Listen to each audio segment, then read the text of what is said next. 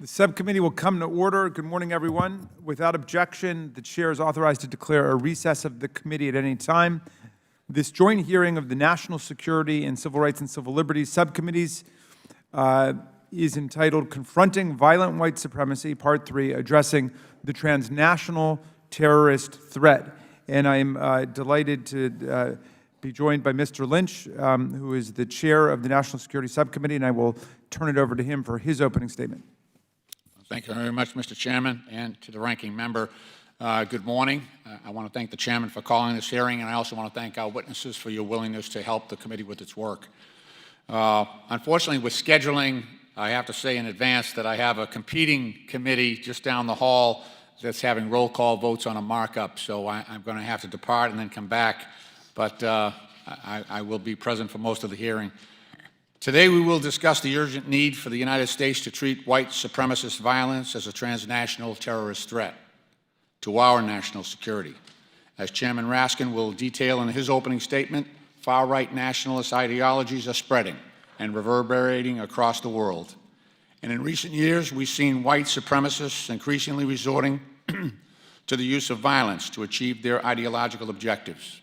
And today, for the first time since September 11th, 2001, more people have been killed in racially motivated or right-wing terrorist incidents in the United States than in attacks perpetrated by Islamic extremists.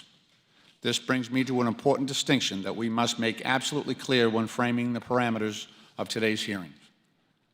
Not all right-wing extremists, white supremacists, or white nationalists are terrorists. The First Amendment grants Americans the freedom of speech, and the Supreme Court has repeatedly found that political or ideological speech requires the highest level of protection, even if the content of that speech is abhorrent or contrary to American values. However, the point at which violence is used or suggested or threatened to advance those political objectives is the threshold at which counterterrorism and law enforcement officials must be empowered to intervene in order to maintain the peace and to save lives. This is a difficult task that requires striking a delicate balance, but it is a challenge the U.S. government became intimately familiar with in the aftermath of the September 11th attacks. Many Americans will recall that as the United States exerted overwhelming military and counterterrorism pressure on al-Qaeda and later the Islamic State of Iraq and Syria, these terrorist organizations increasingly turned to homegrown violent extremists to carry out terrorist attacks without specific direction or financial support from their organizational leadership. These homegrown violent extremists, often radicalized on the internet, sometimes in virtual chat rooms with other sympathizers, creating an ideological echo chamber that would ultimately inspire them to carry out acts of terrorism in pursuit of their political objectives. White supremacists and right-wing terrorists have taken a page from the jihadi playbook. Today, right-wing extremists are radicalizing on the internet, absorbing hate-filled propaganda on sites like the Daily Stormer and in digital chat rooms such as 8chan. There they find common ideological cause with other white supremacists and are sometimes moved to take violent action. This latest wave of white supremacist terrorism thus closely resembles that of the jihadi homegrown violent extremists, as both lack explicit direction or financial support from a fixed, specific terrorist organization, thereby making it exceedingly challenging for counterterrorism and law enforcement officials to collect intelligence on potential plots, terrorist networks, and attackers. Nevertheless, in the aftermath of September 11th, the U.S. intelligence community and national security agencies, as well as those of our allies and partners, mobilized to address the global jihadi terrorist threat. In 2004, Congress passed the Intelligence Reform and Terrorist Prevention Act, which created the Office of the Director of National Intelligence to lead the U.S. intelligence community, as well as the National Counterterrorism Center to analyze and integrate terrorist-related intelligence and to conduct strategic operational planning for U.S. counterterrorism activities. In the fall of 2014, the United States created a global coalition to counter ISIS, which today includes 81 countries and international organizations to improve information sharing and to counter ISIS financing and propaganda. Most recently, in December of 2017, the United Nations Security Council passed Resolution 2396, which requires UN states to develop watch lists or databases of known and suspected terrorists, including foreign fighters. We need to start treating violent white supremacy with the same urgency as we do violent Islamic extremism, and with a whole-of-government approach. Unfortunately, for too long, U.S. counterterrorism efforts have focused almost exclusively on the jihadi terrorist threat, and I look forward to today's hearing to discuss how best the U.S. should address the growing threat of white nationalist terrorism. Mr. Chairman, thank you again for your courtesy and for holding this hearing, and I yield back. Thank you very much, Mr. Chairman, and thanks for that splendid opening statement. And I turn now to the ranking member, Mr. Roy of Texas. Thank you, Chairman, and appreciate all the witnesses for being here today for this important topic. We've had a number of hearings on this, and I know that we've got some votes this morning that may be taking up schedules. I don't intend to make a long opening statement, but I do want to make a couple of points. Because these are important issues. I do think it is important for us to keep in mind, the perspective here of what we're dealing with and the overall context of crime in our nation. I've talked about that before, as the chairman knows, the number of murders, 17,000 murders in the United States, and kind of looking at the root of that, and then how many of these murders are focused on this particular problem. I think if you put that in context, right, we've got a lot of issues we need to deal with. And importantly here, one of my good friends is a guy named Andy McCarthy, who many of you probably know, was a prosecutor, prosecuted the World Trade Center bombings in New York in 1993 as one of the assistant U.S. attorneys there in New York, in the Southern District of New York. And Andy has a piece in National Review that was dated, let me see here, August 5th, 2019, in which he suggests, and I think it would be a good potential future hearing, he suggests that one of the problems that we face right now is that we don't have the kind of focus on ideology-based crimes in the Department of Justice.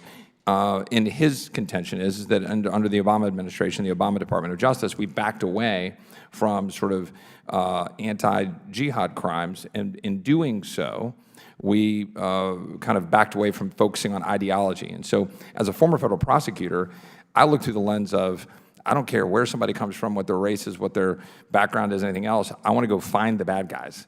And I want to make sure that the Department of Justice and the FBI and all that, they have the tools to go find the bad guys, regardless of persuasion. But at the end of the day, making sure that we've got a targeted effort to do that. So I would ask that Andy's article be put in the record because I think he raises an important point, and I think it'd be something we should focus on in the future if we can have a hearing along those lines. And his point is just saying that without objection. Yeah. What's the name of the article? Oh, sorry, that would be helpful, would it not? How to combat white supremacist gun violence while protecting the Second Amendment. Without objection. And I think it's an important point for the conversation. I think at this point I'll just move on and turn it over to you, Mr. Chairman. But I just think it'd be something to put in the record. Thanks. Well, and thank you very much for your opening statement, Mr. Roy. And now I will present mine. Good morning to everyone. Welcome to all of our witnesses. Thank you for being part of this. Welcome to all of our honored guests out there and to the members of the committee who got up bright and early this morning to join us. Welcome to the third in a series of hearings that our Subcommittee on Civil Rights and Civil Liberties is conducting on the problem of confronting violent white supremacy. I'm delighted that we're holding this one with the National Security Subcommittee.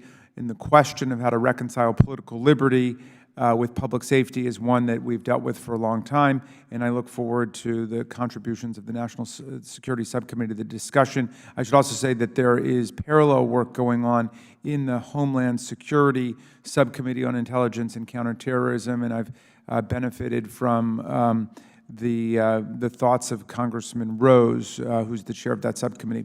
Look, the problem of violent white supremacy in America is obviously not newly minted. It is the nation's original sin, and its forms have changed over the years. In recent years, we've seen the convergence of traditional violent racism with a global terror network that poses a clear and present threat to free societies all over the world. White supremacy has been a part of the American story since the nation's founding, of course. In our prior hearings, we've recited the list of U.S. cities and towns that have been recently traumatized by white supremacist terror: Charleston, Charlottesville, Pittsburgh, and Poway, and so on. In August, a gunman motivated by hatred of Latinos murdered 22 people with an assault weapon at an El Paso, Texas Walmart. Here's a map of white supremacist attacks between 2011 and 2017. Over the last few years, we've seen a spike in such attacks around the world and a deepening of the relationship between the perpetrators of those attacks and the perpetrators of those taking place in other countries. The El Paso gunman's manifesto exemplifies the intricate new web of global white supremacy. The manifesto celebrated another infamous white supremacist attack in Christchurch, New Zealand, where a gunman loaded up on race hate assassinated 51 people at 2 mosques earlier this year. The Christchurch killings inspired the murder in Poway.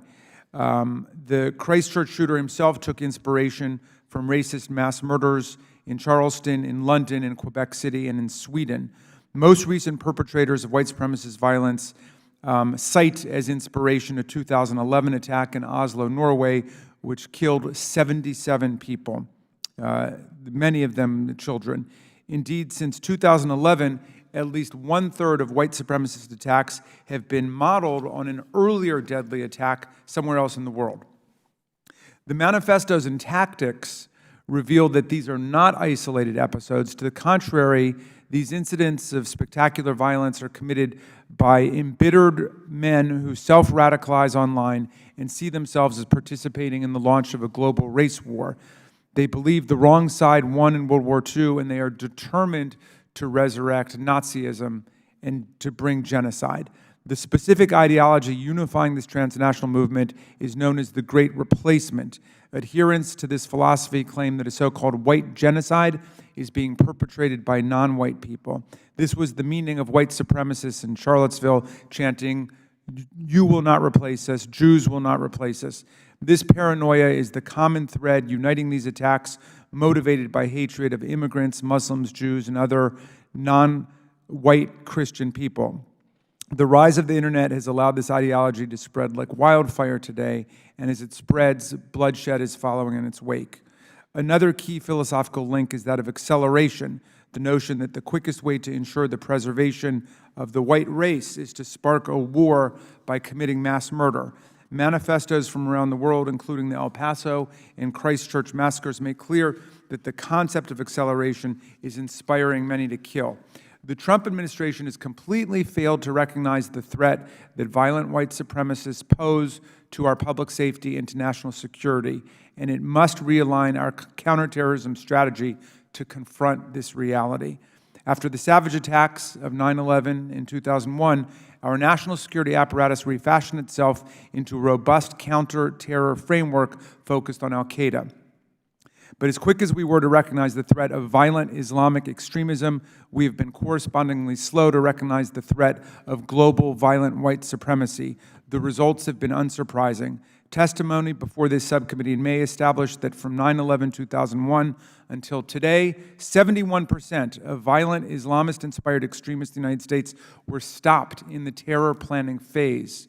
But with far-right extremists, the inverse is the case, and over 70% managed to successfully commit violent acts. Our failure to properly allocate resources to target racial terror is costing lives. Our prior hearings have called both the FBI and DHS to task for failing to develop a plan to address white supremacy, and I worry that recent developments have demonstrated that neither agency has successfully pivoted to face this threat. In August, we learned from leaked 2018 FBI documents that the FBI considered black identity extremists to be as high a priority as white supremacy extremists, but there's no data to support the FBI's baffling threat categorizations.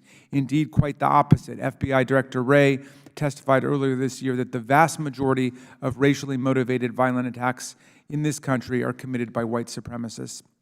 Furthermore, before this very subcommittee, DHS vowed to have a strategic plan to address white supremacy by the summer's end. Late last night, after repeated inquiries from our committee, we learned that DHS is finally planning to release a strategy at some point today. It is long past due, and I hope it reflects the seriousness and the magnitude of the threat. In addition to the FBI and DHS, other national security agencies like the National Counterterrorism Center must treat transnational white supremacy as a global national security threat. This is what it is. In rising to the challenge of the moment, we obviously must not trade our civil liberties for our security, and we must ensure that we are leveraging our current law enforcement tools before rushing to create new ones. In the wake of the El Paso massacre, there's been a call for a domestic terror statute that would put domestic terror on the same legal footing as international terror. That debate is an important and a complicated one. It is not our focus today. Instead, we are here to discuss whether and how existing counterterrorism tools can be effectively mobilized to address the problem of white supremacy, and if so, what civil liberties protections will limit the potential for any overreach. Thank Mr. Roy and Mr. Lynch for the partnership of his subcommittee on this issue. I look forward to a lively conversation today on addressing the serious new terror threat of global violent white supremacy. And with that, I'm delighted to, let's see. Oh, and I should say that Mr. Heiss is not here right now, so we will proceed directly to witness testimony. I welcome the witnesses. We are joined today by Dr. Kathleen Ballou, who's a research fellow at the Center for Advanced Study in the Behavioral Sciences at Stanford, Dr. Joshua Geltzer, who's the director of the Institute for Constitutional Advocacy and Protection at Georgetown Law School, Katrina Mulligan, the managing director of the National Security and International Policy Program at the Center for American Progress, and Candace Owens, who's the minority witness, who is the founder of Blexit and the host of the Candace Owens Show. I'm going to ask all of the witnesses to please rise and raise your right hand if you would. Do you swear or affirm the testimony you're about to give is the truth, the whole truth, and nothing but the truth, so help you God? Let the record show that the witnesses all answered in the affirmative. Thank you. Please be seated. The microphones are sensitive, so please speak directly into them as you go. Without objection, your written statements will be made part of the record. And with that, Dr. Ballou, you are now recognized to give an oral presentation of your testimony for 5 minutes. Thank you. As one of the only scholars who has studied this troubling phenomenon deeply and who has historical knowledge of its patterns and drivers as well as the gaps in our knowledge, I hope I can be of use in helping you understand this threat and how it might be effectively contained. This is a dark and troubling history that leads to grave concern about the present moment, but also gives us reason to hope we'll be able to find solutions. I have spent more than a decade studying the white power movement from its formation after the Vietnam War to the 1995 Oklahoma City bombing and into the present. This movement connected neo-Nazis, Klansmen, skinheads, radical tax protesters, militia members, and others. It brought together people in every region of the country. It joined people in suburbs and cities and on mountaintops. It joined men, women, and children, felons and religious leaders, high school dropouts and aerospace engineers, civilians and veterans, and active duty troops. It was a social movement that included a variety of strategies for bringing about social change, both violent and nonviolent. However, its most significant legacies have evolved from a 1983 revolutionary turn when it declared war against the federal government and racial and other enemies. The first of these strategies is the use of computer-based social network activism, which began in this movement in 1984 and has only amplified in the present. The second is an operational strategy called leaderless resistance, also from 1983-84. This is most easily understood today as cell-style terrorism meant to bring about race war, in which a network of small cells and activists could work in concert towards a commonly shared goal with no communication with one another and with no direct ties to movement leadership. Now, this was designed to foil prosecution, but leaderless resistance has had a much more catastrophic impact in clouding public understanding of white power as a social movement. It's allowed the movement to disappear, making the violence these activists commit seem to be the work of quote-unquote lone wolf actors and errant madmen. Those kinds of designations leave very little room for enacting policy beyond mental health initiatives, which will not address the scope of this problem. Indeed, understanding these acts of violence as politically motivated, connected, and purposeful represents a crucial first step towards a different response. The white power movement was and is a transnational movement characterized by the movement of ideas, people, weapons, money, and violent action across national boundaries. Furthermore, this is a movement that is dedicated to the violent overthrow of the United States. This is not just overzealous patriotism or the claim that whiteness should be integral to the American nation or the American character. Indeed, after 1983, white nationalism in the United States is not interested in the United States when it talks about the nation, but rather the Aryan nation. It hoped to unite white people around the world in a violent conquest of people of color. The interests of white nationalism were and are profoundly opposed to those of the United States. It is furthermore critical to understand the acts of mass violence carried out by this movement were not meant as endpoints in and of themselves, but were instead meant to awaken other activists to join in race war. They also represent more than individual crimes in an aggregate crime rate, because these actions worked not only to impact individuals, but to terrorize entire targeted communities. Despite this clear and present danger to American civilians, at no point in our history has there been a meaningful stop to white power organizing. Even in the wake of the Oklahoma City bombing, which was a white power plot and the largest deliberate American mass casualty between Pearl Harbor and 9/11, there was no durable shift in public understanding, no major prosecution that hobbled the movement. We have utterly failed to understand what this is or how to contain it. I can detail several attempts to do so by various entities. But the Historical Archive does offer us another possible response, which is truth and reconciliation projects that allow local communities to discuss racial tensions, identify areas of discord, and propose alternative interpretations of history and social inequality and more. Truly grappling with white power violence would involve a long look at the racial inequality foundational to many American communities. However, such a process could not hope to succeed in the absence of real changes to our surveillance of white power activity and the prosecution of domestic terrorism. Because white power activity relies on fundamental misunderstandings at every level, ranging from the individual to the media to the courts to the law, the response would have to be broad and multifaceted. An interagency collaboration could address the many scales, including the global, at which white power violence currently operates. I find great hope in our conversation about violent domestic terror now underway in these chambers and in our nation, and I hope to be of service in resolving this. Thank you. Thank you very much, Dr. Ballou. Dr. Gelser, you're now recognized for 5 minutes.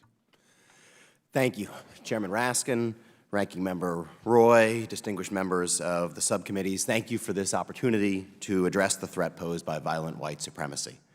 We are here to discuss a new type of transnational terrorist threat, that posed by violent white supremacists. But it's helpful to begin by considering a familiar type, that posed by jihadists like ISIS. Consider an astonishing achievement by ISIS, forging a transnational community of followers and how white supremacists are emulating it. ISIS drew on its claim to have established a physical caliphate to build, largely through the internet, a global following.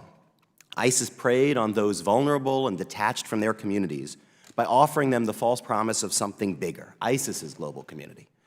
Violent white supremacists are now doing something similar. They have used the same modern technologies ISIS exploited to create their own global community. And they've similarly done so with deadly consequences. There are key lessons we must learn from fighting one type of transnational terrorist threat and apply to this new type. The first, know thy enemy. The enemy Americans are seeing from Pittsburgh to El Paso has long been characterized in the United States as domestic terrorism. But that term has become largely outdated. The violence Americans are experiencing, like the ideology underlying it, is not really domestic anyway. It's transnational. Consider, as Chairman Raskin indicated before, this sequence. Brenton Tarrant, the Australian who killed 51 mosque worshippers in Christchurch, New Zealand, who cited as ideological inspiration the Norwegian, Anders Breivik, who killed 77 in 2011, as well as the American, Dylan Roof, who killed 9 in 2015. Tarrant was not a purely domestic terrorist of Australia or of New Zealand. He was inspired by a global movement of racially motivated violence. Then look at American Patrick Crusius, the El Paso shooter. Before his attack, Crucius announced online, "In general, I support the Christchurch shooter and his manifesto." Then came Norwegian Philip Manshaus, who would have killed mosque worshippers in a city west of Oslo had he not been stopped by them.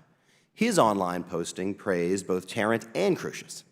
This simply is not terrorism domestic to any one nation alone. It's a global surge in violence inspired by white supremacy. And it's not only that the inspiration for each new act of violence transcends national borders, it's also the very structure of online communication today that facilitates a transnational network of those espousing and consuming this worldview. Once we recognize violent white supremacy has gone global, the importance of adopting a transnational approach to addressing the threat becomes clear. For example, designating groups as foreign terrorist organizations facilitates criminal prosecution of those who provide material support to them and freezes financial accounts associated with such groups. Yet not one of the 68 entries on the State Department's list of foreign terrorist organizations is a white supremacist group. It's time for the U.S. government to take a hard look at designating foreign white supremacist groups. Embracing a transnational approach would bring to bear another asset critical to the effort against jihadism, the intel work of NCTC, the National Counterterrorism Center. NCTC's fusion of terrorism-related intelligence has enabled analysis of jihadist groups that has, in turn, informed U.S. policymakers as they weigh tough choices in counterterrorism. NCTC's mandate has generally been understood to require it to focus on international terrorism, not so-called domestic terrorism. But we need NCTC fully in the game with respect to violent white supremacy. Understanding today's white supremacist threat as transnational would seem to facilitate NCTC's greater involvement. And if intelligence community lawyers determine that a statutory amendment is needed for NCTC to take on a larger role, I would respectfully urge Congress and the President to provide that update to federal law. Adopting a transnational perspective also means the intelligence community and law enforcement can bring to bear tools proven to help against international terrorism, like robust intelligence sharing with foreign partners and preventive law enforcement tools like sting operations. It means rejuvenating efforts to work with local communities to prevent radicalization in the first place. And for tech companies, it means policing their platforms to remove not just incitement to violence, but also the ideological foundations that spawn such violence. There are also lessons to be learned about what not to do in confronting white supremacy, and I'll hit three very quickly. First, there's reason for caution against taking the aggressive step of creating a domestic analog to the foreign terrorist organization designation regime. That would raise tough constitutional questions and invite potentially fraught determinations about which groups should be listed. Second, augmenting efforts against violent white supremacy must not be used as an excuse for interfering with the lawful expression of political advocacy. It is the pursuit of political goals through violence that distinguishes terrorism, and preventing that violence must be the mission, not infringing on protected expression. Third, and finally, we must enhance efforts to address violent white supremacy, but we must not think that this is the only ideology that will attract global adherence through modern technologies and spur some to violence. Instead, we must anticipate that other ideologies are being preached in the dark corners of the internet, just as white supremacy was until it broke free. So as we update counterterrorism laws, policies, and activities, we should prepare to address all forms of politically motivated violence. Thank you. Thank you very much for your testimony. And Ms. Mulligan, you're recognized for 5 minutes. Thank you for the opportunity to testify before you today. I want to align myself with the comments already made regarding the transnational nature of violent white supremacy. But once we recognize the international dimensions of this threat, we need to think about what should be done about it. In my written testimony, I lay out several specific ways the national security tools can be brought to bear against this problem. But before I describe some of those solutions, I will first say a few words about the central role that protecting civil liberties and civil rights should play in any solutions considered by this committee. Put simply, the government's efforts to counter domestic terrorism should not harm the communities we are trying to protect or the civil liberties of Americans. The counterterrorism policies of the last 2 decades have unquestionably made us safer. And as I will argue, some of those efforts may prove useful in the counterterrorism fight ahead. But they have not been without flaws. In the name of protecting the homeland, some government approaches have been wrongly shaped by stereotypes and ethno-religious prejudices, and others have been ineffective and constitutionally problematic. Because of this legacy, the idea of using national security tools to counter this threat understandably concerns many in Muslim communities, communities of color, and in the civil liberties and privacy community. We should learn from them, not only because these are the communities that are most often suffering from the violence committed by white supremacists, but also because they have lived experiences with government counterterrorism efforts and have perspectives on what has and has not made us safer. We should also closely adhere to established limits on the domestic use of counterterrorism efforts and national security tools, including surveillance. In the recommendations I will make today, I am not advocating for the expansion of the government's law enforcement or intelligence authorities. And that's because much can be accomplished by creatively leveraging the tools and authorities these agencies already have. I would like to highlight just a few examples. First, the Department of Justice and the Departments of Homeland Security should lead an effort to develop a national strategy to counter the threat posed by domestic terrorism. I'm pleased to hear that DHS will be releasing a strategy today, but I will be looking to see whether that strategy acknowledges that violent white supremacy is currently the leading domestic threat to the homeland, as it should. DOJ should also expand and resource the Office of the Domestic Terrorism Coordinator. In addition, the U.S. intelligence community should explicitly identify and distinguish violent white supremacists as threat actors and increase the priority assigned to them in the National Intelligence Priorities Framework. As my colleague Josh Geltzer has argued, there's also much that the National Counterterrorism Center can do. First, they should work with international partners to investigate global links to white supremacist violence and provide a coordinated assessment of the threat posed by the movement, including any possible state sponsorship. Second, NCTC should produce an unclassified report drawing from the lessons learned over the last 18 years, identifying the drivers that move extremists beyond radicalization to commit acts of violence. The report should include an examination of how our political leaders can avoid inflaming politically motivated violence and play a constructive role in countering the threat. No political leader wants their words twisted to justify violence, and NCTC's work can help us establish empirical benchmarks so that we can enlist our political leaders in avoiding the kind of political rhetoric that leads to violence. Finally, I'd like to reflect on the subject of the hearing and why violent white supremacy is worthy of the attention it is receiving. Republican lawmakers who survived a horrifying attack at a baseball practice a few blocks from my residence know well that politically motivated violence comes in all varieties and is no less murderous when it is inspired by the far left than when it is inspired by the far right. Politically motivated violence is worthy of serious attention whenever it occurs, regardless of whether the perpetrator is on the left or on the right.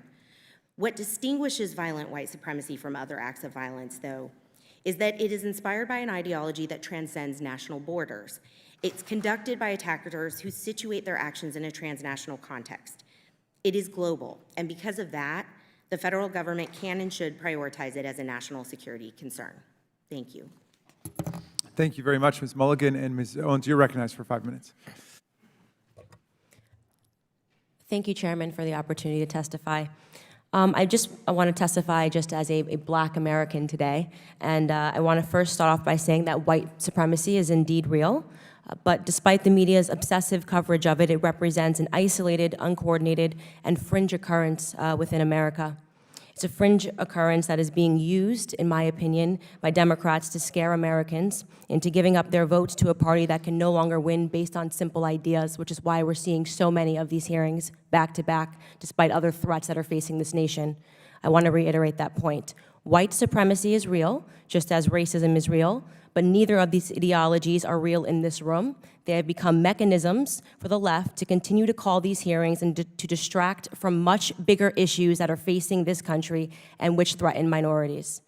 Much bigger issues that they are responsible for. White nationalism sounds a lot better as a threat than father absence. When are we going to call a hearing on the 74% of single motherhood rate in Black America today? My guess is probably never. Since Democrats are the author of that epidemic, which leaves us, Black Americans, 20 times more likely to end up in prison, 9 times more likely to drop out of high school, and 5 times more likely to lead a life in poverty and to commit crime. White nationalism also sounds a lot better than illiteracy rates. I'm assuming we're never going to call a hearing on that, which is a real epidemic that is facing Black Americans and minority Americans today. An epidemic which, by the way, has a lot closer of a tie to our nation's history of white supremacy. Slave codes in the early 19th century made it illegal for Black Americans to learn to read. Why? because if slaves could read, they could access information. I don't believe that much has changed. On the most recent National Assessment of Educational Progress, just 17% of black students scored proficient in reading at a 12th grade level. 83% of blacks in America were not found proficient in reading at a 12th grade level. Are we going to have a hearing on that? Probably not. White nationalism also sounds a lot better than abortion as a threat, which has resulted in the slaughter of 18 million black Americans since 1973 and points to a bigger crisis, which is the fact that the black population growth has stagnated in this country. The crisis that in major cities like in New York, we have more black babies that are being aborted than born alive. If we're talking about preserving lives and we're talking about white supremacy, we should probably have a conversation about that. But today, in this room, we're going to see Democrats try to connect the dots to white supremacy and the internet. So the question is why? So that people who have absolutely nothing to do with propagating white supremacy are censored, silenced, and controlled. What they are actually after is our permission to censor and silence and control any dissenting voices that go against the mainstream narrative that they wish to propagate. To give a glimpse into just how absurd and expansive the definition of white supremacy has become, I offer to the committee that I have been libeled and smeared by Democrat media cohorts as someone who supports white supremacy. You need but look at me to determine that that just isn't true. Why? Because I routinely say, black people don't have to be Democrats. I am now considered somebody that is radicalizing people on the internet. What a radical idea. Black people waking up to the abuses and the Democrat Party, which has been instigated upon black America over the last 60 years. There have been sincere attempts, just so everybody knows, to censor me on social media because I am radical. YouTube once censored me for criticizing Black Lives Matter. They reversed the censorship and they apologized and they called it a mistake. Facebook once censored me for calling out liberal supremacy as a threat facing black America. What I said specifically was that in any community where liberal policies reign supreme, you will find that black America is hurting. I stand by that assessment. Facebook reversed my censorship, apologized, and claimed it was a mistake. Of course, I'm fortunate that I have a big enough platform that when I get branded something extreme, I can reverse it, but the majority of Americans don't have that platform. The majority of Americans with dissenting opinions are silenced forever. Many words which have once held very serious meanings have come to take on a different definition over the last couple of years, as Democrats have desperately tried to grapple with the fact that they are no longer able to manipulate Americans with broad claims and broad strokes of racism, sexism, misogyny, and the like. Words like racism, which today most nearly means anything or anyone that disagrees with a liberal, and terms like white nationalism, which today and in this room and upon this floor most nearly means that it's election time, America. It's time for the left to do what they do best. Divide, distract, and hope to keep their most important voting bloc to their party, which is black Americans, angry and emotional and reactive enough to keep voting for the same party that has systematically destroyed our families, sent our men to prison, and deferred all of our dreams. I would close out by telling you that this is not going to work. America, and more importantly, black America, is waking up to the ploy. The bad acting, the faux concern, these hearings, it's not going to stop black America from breaking the chains of victimhood, and it's certainly not going to stop me from being one of the loudest voices against it. Thank you. Thank you so much for your testimony. Dr. Ballou, let me start with you. I'm going to recognize myself for 5 minutes. In your prepared testimony, you stated that the perpetrators of white supremacist violence in a lot of the recent episodes are often portrayed as bad apples or mentally ill or so on. And this gets us to a very difficult problem.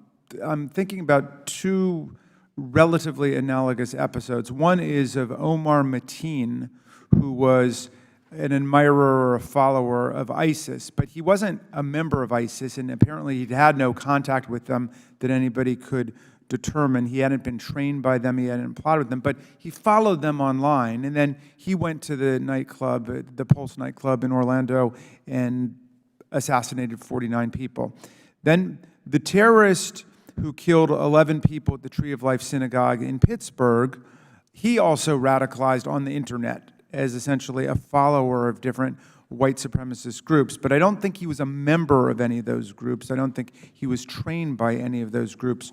And so, we're far more inclined to describe someone like that as a loner, isolated, mentally ill, and I think Mateen was pretty quickly assimilated to the categorization of terrorists, but they were sort of in similar situations.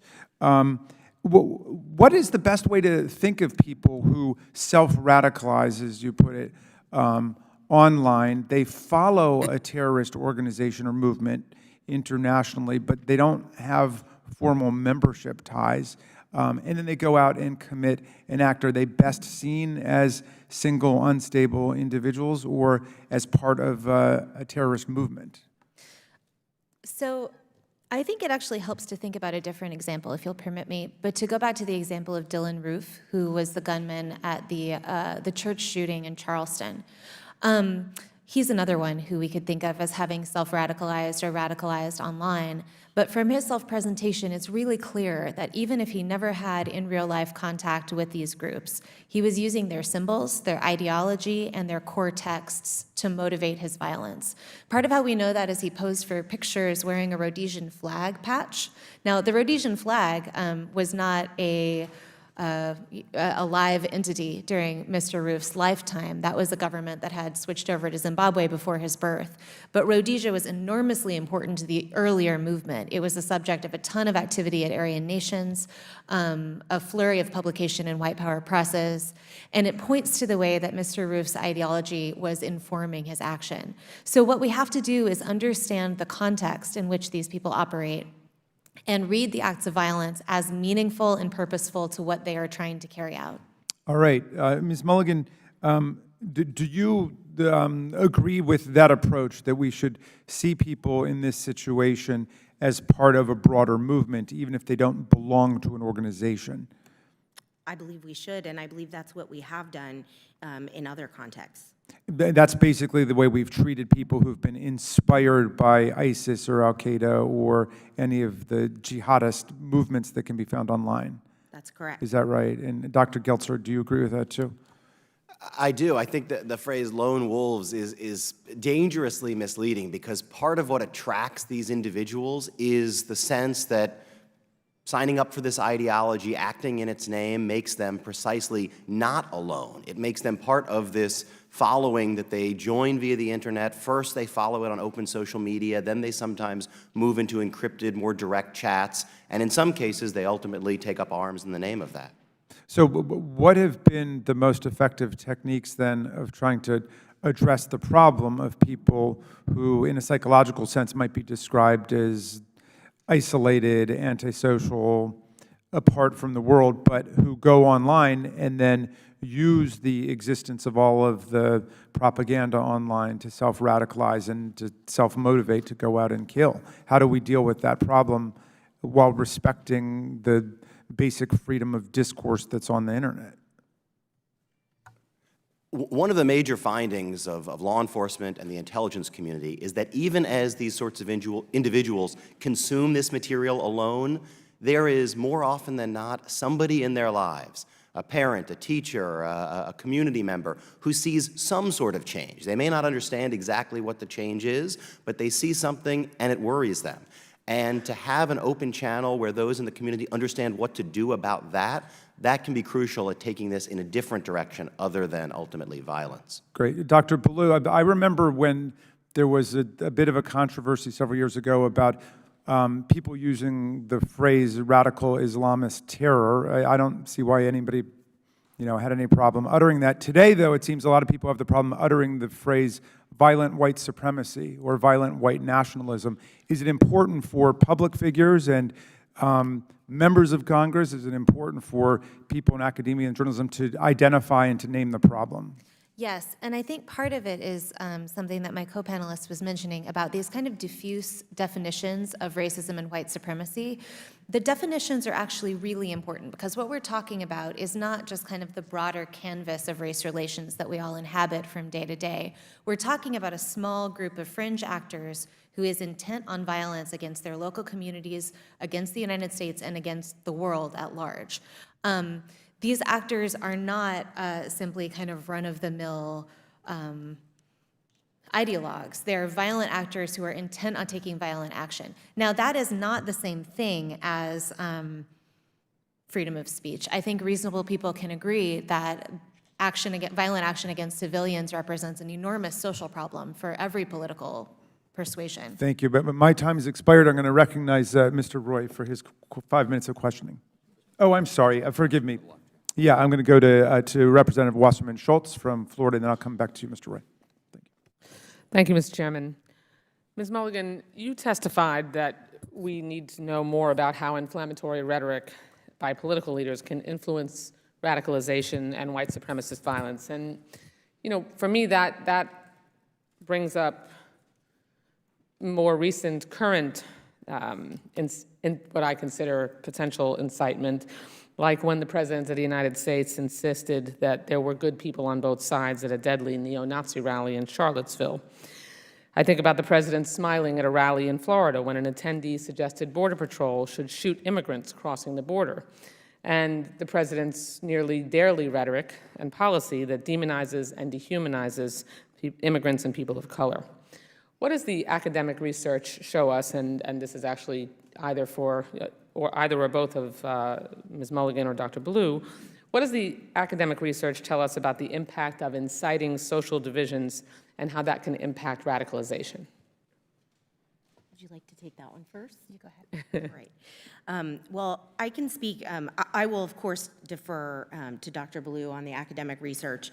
But one of the things that that I've been recommending is that we've learned a lot over the last 18 years of looking at the terrorism problem, about what causes people to move along the spectrum from becoming radicalized to them being mobilized to actually committing acts of violence. And there's a group at the National Counterterrorism Center called the Radicalism and Extremist Messaging Group that does fantastic work on this, that's helped policymakers better understand the nature of this problem. We can and should, within existing authorities, leverage that work to understand more about the extent to which the activities of our political leaders can or are influencing a rise in violent white supremacy, and we ought to learn more about the extent to which it agrees with or not the academic research on this topic, which certainly suggests that that's the case. Thank you. Dr. Blue? So the history of the KKK, which is the organization for which we have the longest kind of historical data, shows that all of this activism really profits from opportunistically mobilizing whatever existing scapegoats are available in a given time and place. So if you think about the Klan in the 20s, which is the biggest one, right? That's the one that had 4 million people, 10% of the state of Indiana, and the one that was sort of seen as mainstream and pro-American. That Klan we remember as being anti-Black and anti-Semitic, but it was also anti-Mexican on the border. It was anti-immigrant in the Northeast, where there were a lot of immigrants. It was anti-labor in the Northwest, where there was a lot of labor dispute, and anti-Catholic in Indiana, where Notre Dame University was. Mm-hmm. So what we have to remember is that this is a kind of activism that works by inflaming local tension and kind of riding the wave of prevailing public perception. So anytime we see these moments of broadly accepted anti-immigration, broadly accepted calls to violence, there's going to be ramifications within these fringe groups. Thank you. For Dr. Geltzer and Ms. Mulligan, you both mentioned the growing influence of foreign powers, including and especially Russia, in promoting white supremacist ideologies. Dr. Geltzer, can you describe a bit further how Russia is fueling white supremacist ideologies around the world? And Ms. Mulligan, can you share your perspective on what you think their objective is? I mean, we had Russia obviously interfere in our elections in 2016, in part by drawing on deep-seated racism in our country and using that to sow division and spread misinformation. So Russia is fueling this movement in at least 2 ways. One is actually on the ground, especially in a place like Ukraine, where Russian groups like the Russian Imperial Movement and its paramilitary unit, the Imperial Legion Volunteer Unit, are actually training foreign fighters to fight in the mantle of white supremacy. That's on the ground. Then you have what's happening online, where Russian disinformation efforts, which happen in all forms, but in this area, are deliberately stoking anti-immigrant sentiment not just here, but in countries across Europe. It's been particularly well documented in Sweden. And for more on this, I would commend Ali Soufan's recent testimony before House Homeland, where he laid out some of these connections to Russia in particular and the state role in driving this. Thank you. And should we consider weaponized white supremacy, Ms. Mulligan, or any of any of the three of you, weaponized white supremacy a key threat to our election security? Absolutely. To the extent that what Russia or any other foreign actors attempting to do by sowing division within our society, we should absolutely consider it a threat. And I, commend some of the technology companies for beginning to take that threat seriously, but obviously much more needs to be done. In the end of the day, this is not a problem that any one part of the federal government or the private sector or civic society can solve on its own. We're going to have to, much as we did in the last 18 years since 9/11, we're going to have to work together with those communities and enlist those partners in finding solutions. The gentlelady's time has expired. Thank you very much. I go to Representative Green for his 5 minutes. Thank you, Mr. Chairman. This is obviously very poignant for me, for those of you who know about Chattanooga and the terrorist attack that happened there. The young man was born, I believe, in America and radicalized online, and then, basically targeted our recruiting station and the Navy Reserve station there, killing 6 great American patriots. So it's obviously very important subject, but very near and dear to our heart because it's happened in Tennessee. You mentioned, Ms. Blue, about understanding the scale of this, and I'd be interested to hear from you, and I know these are hard questions to answer, but this is just sort of my knee-jerk, well, how big is the problem? And I'd like for you, if you could, to comment both on white nationalism and on what struck Tennessee, which was Islamic terrorism. The white supremacist groups, how many people are actually willing to do a terrorist attack? What's that percentage? And then what's the percentage that is okay with it if they do? Because that's kind of how we look at the Muslim terrorists. What is the percentage that would actually put a suicide vest on? And then what's the percentage who thinks that's okay? If you could comment on those 4, I guess, scales. Sure. Well, first, I think it's helpful to think about what this movement is and how it works when we're thinking about its size. So in the period that I focus on in my research, we're talking about, which is the 1980s, we're talking about a movement that's organized kind of in concentric circles. In the middle are what we would think of as sort of hardcore activists who live and breathe this movement. Those are the people who can, under the right circumstances, be pulled into a cell and then carry out violent action. That's only 10,000 to 25,000 people. It's a very small group. Outside of that, though, there's another 150,000 people. They do things like purchase newspapers, subscribe to the literature, come out for public rallies, stuff like that. And outside of that, there's another 450,000 people. They don't themselves buy the newspaper, but they regularly read the newspaper. Then, outside of that is the number that scholars don't have. That's the number of people who would never read a newspaper that says, official newspaper of the Knights of the KKK, but who might agree with the ideas that are presented in it, especially if they come in through social relationships. So that model of organizing does 2 really important things. First, it moves people from the mainstream into the center, meaning into the more fringe, more violent capacity. It also pushes ideas from the center out.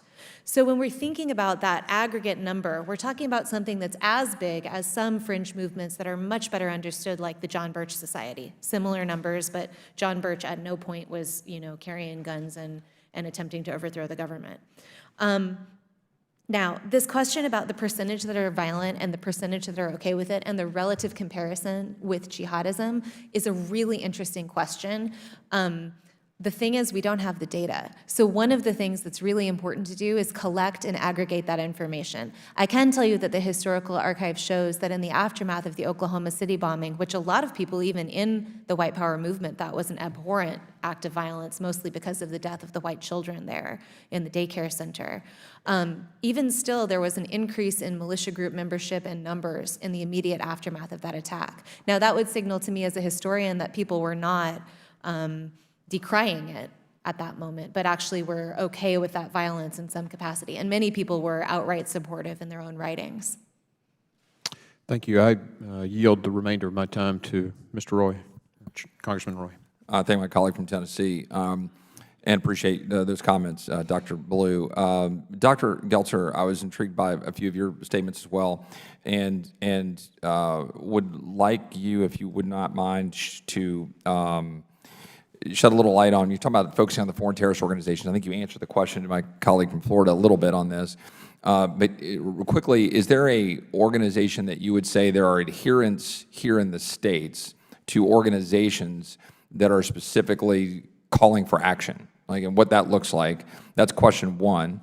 Question two is on your point about constitutionally protected statements and thoughts, regardless of how hideous they are, and the difficulty that we have, right? Like, so it is a lot easier for us to go after organizations and entities, right? And I think that's what's behind going after ISIS, Al-Qaeda, et cetera, and any of the affiliated organizations. And we're pretty good at that. But in identifying lone wolves, regardless of whether you think it's a good idea to define a category of lone wolves, when we go after lone wolves, it's hard, right? We're not as good at figuring that out, an adherent to an ideology, whether it's white supremacy or whether it's jihad or anything else, right? Finding the lone wolf out here that is clearly carrying out some of these horrible acts. Can you just comment on that balance of constitutionally protected speech and how we can encourage law enforcement to go after bad guys, regardless of their ideology, but how ideology feeds into that action? Sorry, I went too long. Too hard, but important questions. Let me take a stab at the first initially. When I think about white supremacist entities that might qualify as foreign terrorist organizations, the place that I actually look is the current National Strategy for Counterterrorism, which I think is a very strong document overall, issued by the Trump administration last year. And it names two particular groups, a Scandinavian group called the Nordic Resistance Movement, a British group called the National Action Group. And it talks about them in the context of the transnational network of white supremacy we've been discussing here today. And it points to them as having links to Americans, including potentially threatening Americans. Now, the criteria for foreign terrorist organization designation is particular. We could go through what it is. It seems to me that language in an official government document at least suggests that those two might qualify. And it's worth designating them if they do, because then financial institutions create a blinking red light around assets, to the extent that anyone in America or anyone law enforcement can get its hands on, is trying to provide material support to them. It allows prosecutors to have that tool in the toolkit. So we know more, in other words, if we went down the road of designating only groups that actually qualify and then empowered those using financial and law enforcement tools to make use of that. Quickly, if I may, on the idea of individuals, this is the hardest form of counterterrorism in any context, whether it's ISIS-inspired, white supremacist-inspired. Those individuals, especially like an Omar Mateen, who seems to sit and stew in front of a computer and then act. That is why I turned to my earlier answer to the idea of ensuring that communities have a place to turn when they see something changing.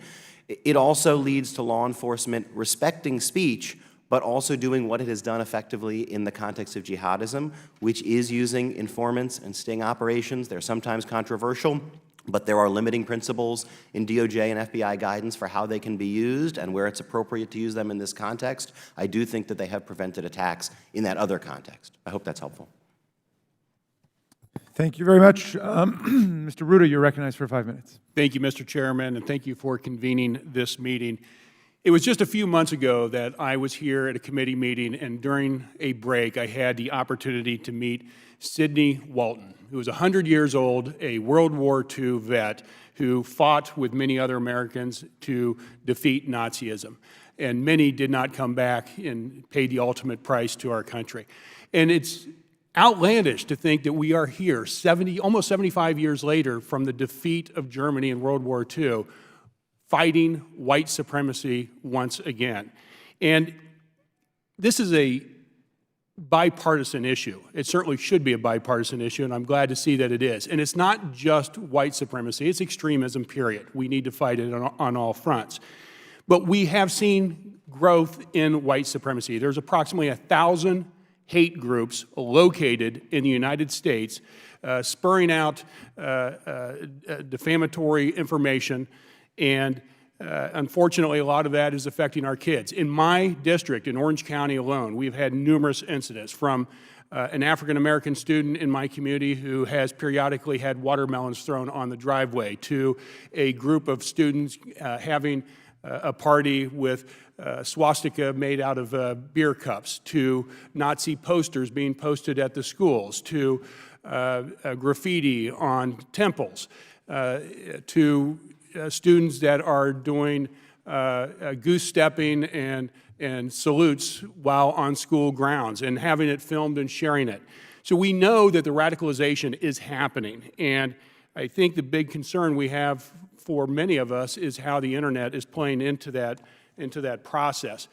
In fact, the Daily Stormer has stated publicly that, quote, "My site is mainly designed to target children," unquote.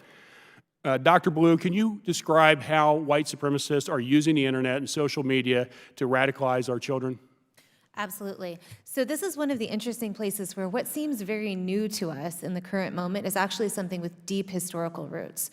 So this movement started getting online on the proto-internet in 1983-84 with a series of coded message boards called LibertyNet. Now, those message boards included the things that they needed for immediate race war, like assassination lists, infrastructure target lists, and ideological content, but it also included things like recipe exchanges and personal ads. So effectively, this movement has been using social network activism to move people around and organize this for decades before Facebook. And this is a movie we've seen before. It's the same thing that ISIS did as well, correct? Yeah, absolutely. And my only argument with that is that I don't think they took this from ISIS. I think they've been doing this since the early 1980s completely on their own. Well, what's the answer to address it? How do we address the use of social media to stop the radicalization of our children? I think that's a really great question. I think that one of the things that would help is broadening the interagency conversation around this issue, because it occurs to me that the place where the conversations about social network content are happening is at the FTC. And I'm on fellowship at Silicon Valley this year, so I've been talking to a lot of the tech people. There's all kinds of algorithmic tools, language detection tools, and other kinds of things we can do to get into those internet chat rooms and to look at the person who's by themselves in front of the computer. But the stuff you're talking about is bigger than that, because when we're talking about the stuff like postering campuses, white student union, all of that is from the earlier playbook. And what we know from the history is that that kind of public-facing stuff that's targeting children has been matched historically by a big paramilitary underground that includes things like taking those children to paramilitary training camps, outfitting them with weapons. And that's how they turn people into soldiers for this movement. People in their teens are enormously recruitable, and I think it's absolutely an area of focus. And Dr. Geltzer, thank you for your answer. Dr. Geltzer, let me ask you, look, we know that some radicalization literally happens at home. And for some, though, many times the parents and family members are extremely surprised to find that their brother, their sister, their child has been radicalized. Are there signs that we should be looking for? Are there ways that we can interject as parents or siblings to try and prevent the radicalization of a loved one? I do think there's a broader role for digital literacy in our society that would at least be somewhat helpful with respect to this and, frankly, other problems that our nation faces. There are other countries that have invested in this idea. Estonia, France is now catching up in trying to ensure at an early age that young people who inevitably are using digital devices already have some sense of what not to believe, at least what to be skeptical of, because the internet is never going to be a totally curated place. It's going to have some disinformation, misinformation, and even exhortations to violence. But to empower, especially the youth, to at least be skeptical, to treat that skeptically, and to take it from their digital experience to their parents, to their real-world connections, and ask about it and engage in a conversation, I think that's an important direction to go in. Thank you. Add one thing? At least. The gentleman's time has expired, but you can answer the question if you want to say a word. I just wanted to add that another place that this dovetails, there's a conversation about general mass attack and the role of young teen boys particularly in being drawn into kind of mass shootings, partly through internet activity. Health and Human Services might consider doing something like giving grants to nonprofits like Life After Hate and the Free Radicals Project, which are staffed by people who have left the movement after their own radicalization and know firsthand how it works and how to reach people who are right now in these groups or who might be pulled in. Thank you. Thank you. Thank you, Mr. Chairman, and thank you again for convening this meeting. And thank you, Mr. Ruda. I recognize the ranking member, Mr. Roy, for 5 minutes. Thank the chairman very much. One quick question for Dr. Geltzer or Dr. Blue. Do we have a number of people that we believe have been killed as a result of something that you could define as white nationalism or so forth, say in 2019 or 2018? I've looked at the, ADL's got some stats, like 50 or whatever. It depends how you define it. Do you have an answer for that, just quickly? I don't have the exact number. I know some who keep these stats recently indicated, as I think the chairman mentioned, that post 9/11, the number in this category recently exceeded the number that we generally think of as the jihadist category.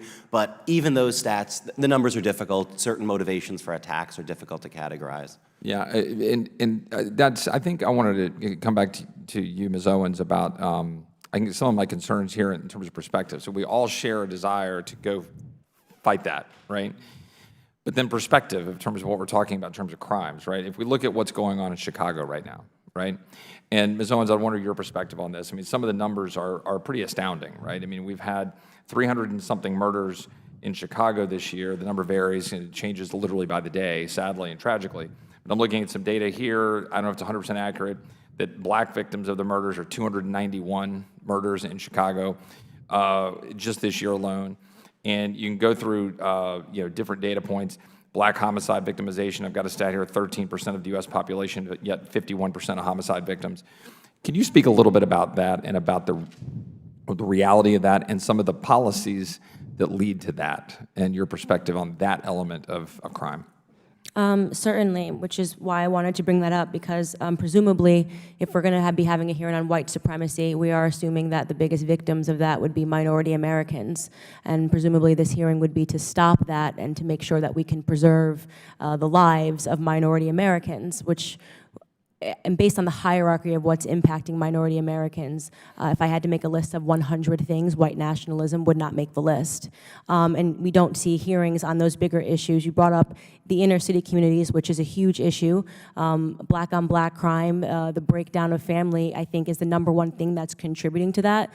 And we never hear anybody talking about what happens when you remove a father from the home. In fact, I would argue that right now we have a social environment that is hostile towards men and it does not inspire masculinity or being a man and what it means to be a father figure in a household. Black Americans are definitely suffering from the breakdown of the family. And when I say that liberal policies inspire that, what I mean to say is that via the welfare system, we are quite literally seeing the incentivization of bad behavior. When you know that your family gets more money, as a single mother, you will get more money if you don't marry the father of your children. You're not going to marry the father of your children. I've seen this firsthand. And black on black crime is a huge issue in America right now, but people don't like to talk about that. It seems as, well, let's talk about the smaller issues and not the big issues that are facing black America. We saw this same sort of a narrative in 2016 when police brutality became at the forefront of the discussion. And if you were paying attention to politicians, you would have thought that if you were a black American, you couldn't walk outside without being shot by a police officer, when in fact, you had a higher chance of being struck by lightning as a black American in 2016 than being shot unarmed by a police officer. The truth is that leftists and Democrats don't want to see these issues fixed in black America because then they can't stump on those issues. You know, we see this rhetoric every 4 years ahead of an election cycle get drummed up. We heard Chairman Raskin in his opening statement mentioned the Trump administration is doing nothing, and that really is the nucleus of what we're seeing here today. We're seeing an attack on an administration, an attack on conservatism ideals ahead of an election cycle. There's no real effort to fix the issues that are in black America, or the things that are hurting minority America, because believe me, they don't want those issues to be fixed. Ms. Owens, you said that this issue that we're talking about here today, which we all agree obviously is an important issue to root out crime and root out criminal organizations and activities and figure out how to target lone wolves, bad actors, et cetera. You said it wouldn't make the top 100 of the things that you're concerned about as a black American, concerned about black communities in America.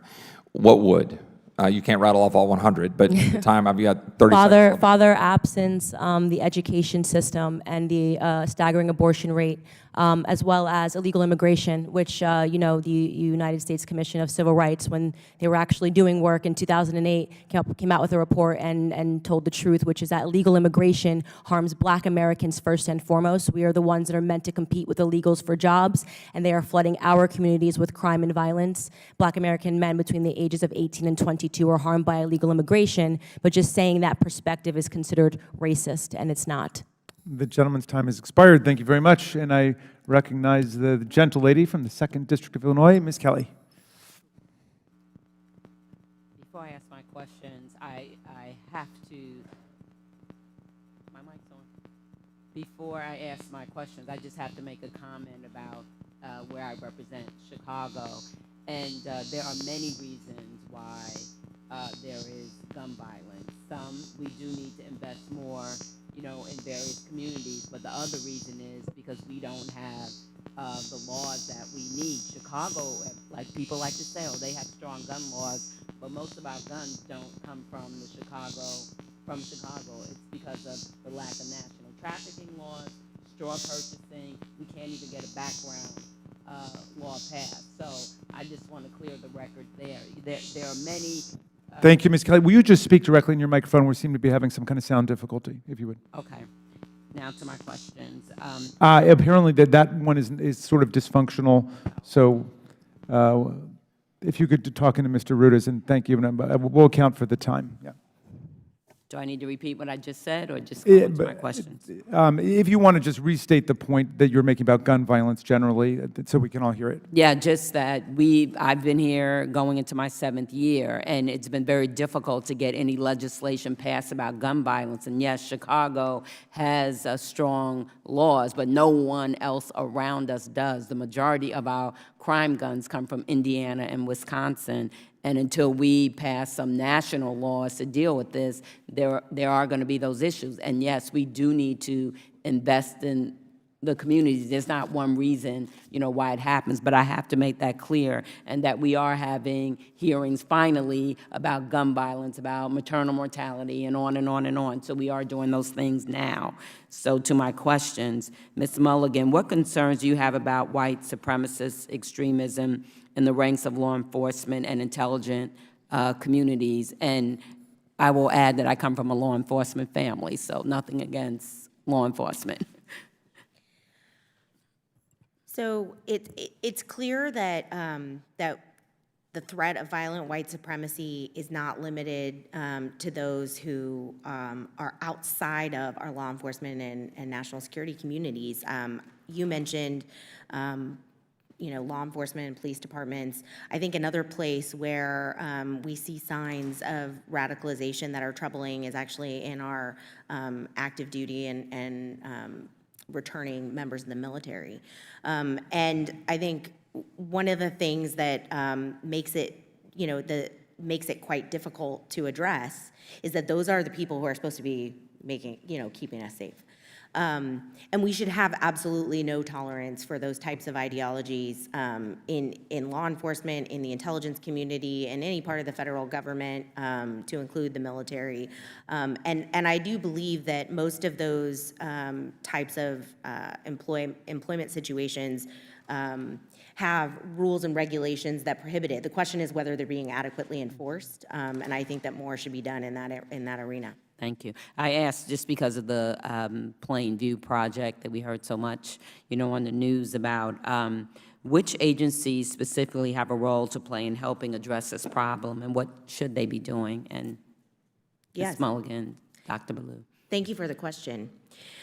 There's actually quite a lot that many departments and agencies can do, but I actually will start with the White House. The National Security Council staff should actively implement last year's National Strategy for Counterterrorism, which Dr. Geltzer earlier mentioned. It identifies domestic forms of violent extremism as terrorist threats, and in driving department and agency action, it really ought to have the leading role. Some of the other departments and agencies that have a role to play include the Department of Justice, the Department of Homeland Security. Unfortunately, DHS, notwithstanding the strategy that apparently is being released today, has recently decreased funding and resourcing for this problem. The FBI obviously has a very large role to play, as does the U.S. intelligence community, particularly where the transnational threats are involved. The National Counterterrorism Center, as we previously mentioned, can and should do more within existing authority, and there are questions that ought to be explored about whether more is necessary there as well. But even the Department of State has a role to play. Thank you. And Dr. Ballou, in your research, did you find any links between white supremacist groups or ideologies and individuals serving in official law enforcement roles? So I don't have the archive to talk about law enforcement, but one thing that did come up is that if you track the surges in Klan activity, it's a group that has big ebbs and flows over time. It always aligns with the aftermath of warfare. And let me be really clear about this. I'm not saying that that means the Klan is made of veterans or that veterans are, more likely to anything related to this. We're talking about a tiny, tiny, tiny, tiny percentage of returning vets and active duty troops. But what we do find is that this movement is misusing those service members in order to augment its violent capacity against civilians. I study things like one of these groups obtained tons, literal tons of stolen military weapons and material from the Army post at Fort Bragg. They carried out paramilitary training camps all around the country using the expertise of active duty troops. And after 1983, participation in this movement is fundamentally opposed to the oath of induction because you cannot be serving to protect the United States from enemies, foreign and domestic, at the same time that you are trying to overthrow it. It's a fundamental problem within the services, and the DoD absolutely needs to be part of monitoring and reporting this activity. I think its reporting efforts probably are either miscounting or misreporting what's happening.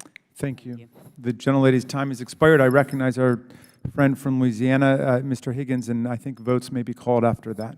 Mr. Higgins. Thank you, Mr. Chairman. I thank the panelists for appearing before us today. We all condemn any form of supremacy, white supremacy, all forms of domestic terrorism and hate crimes. I was born in 1961, seventh of 8 children. I was in the 2nd grade public school when our school was integrated. I am a 58-year-old product of the American generation that has struggled to transcend racism in America. I believe in our country. I wear a band upon my wrist that says redemption. It doesn't say perfection. And redemption is a journey, not a destination. All of us are on that journey, and I believe that our nation is on that journey. I believe that our Lord created this in His own image. On a spiritual level, we are one. And yet, as a nation, we've largely rejected traditional American values, family unity, discipline, and prayer. As a street cop for many years, prior to becoming a congressman, I dealt with white supremacists on the street level. I dealt with black supremacists on the street level. I dealt with racism and bigotry in every conceivable manifestation. There was a common thread amongst those children of God that I interacted with. They were broken inside. They were broken inside. This is what we must address. America suffers a generational deterioration of spirit. Only by courageous interaction, by discarding extremist reaction to extremist action, by embracing humility and honest, candid communication, can America heal itself. Ms. Owens, I'll be speaking at the NAACP Annual State Convention in Louisiana 1 week from tomorrow. could be argued that I'm a quite unlikely keynote speaker at that gathering. But I shall deliver a candid and unscripted message from my heart and from bended knee as an American that recognizes that our nation has suffered a failure of spirit, that our nation is on a journey. I would ask you, Madam, in my remaining time, what message would you hope to hear me deliver to my brothers and sisters in Louisiana 1 week from tomorrow? An address which I believe should be reflective of our effort as a nation to bridge the divides that falsely separate us, to embrace the fact that we're created in God's own image. What message would you have me share, good lady? And I shall listen. That's a beautiful question. I would say if I was in that audience, what I would want to hear is just a message of hope. I think that what's been taken away from Black America is our sense of pride. We've allowed rhetoric and policies to tether us to the government. And I love that you opened your statement talking about God and the family, because those are the things that we used to value first and foremost in the Black American community. And as government grew in the 1960s, all of that was pretty much taken away from us. I would remind them to consider who is really the author, who are really the authors in society today of trying to separate us as a society. I personally believe it's the media. I believe it's when somebody sitting in a Congress member sits down and perpetuates the lie that our president said there were good people on both sides without mentioning that he said, and I'm not talking about white nationalists. It's important for Black America to begin thinking rationally and not emotionally, and to no longer allow ourselves to be used and abused and lied to by a party and policies that have not served us for the last 6 decades. And I would ask you to ask them one question: what do they have to lose? And I think the answer is nothing.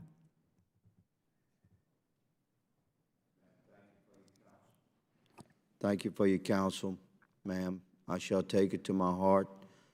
Ms. Mulligan, Dr. Ballou, Dr. Geltzer, thank you for appearing today. Mr. Chairman, thank you for allowing me to speak. I yield back.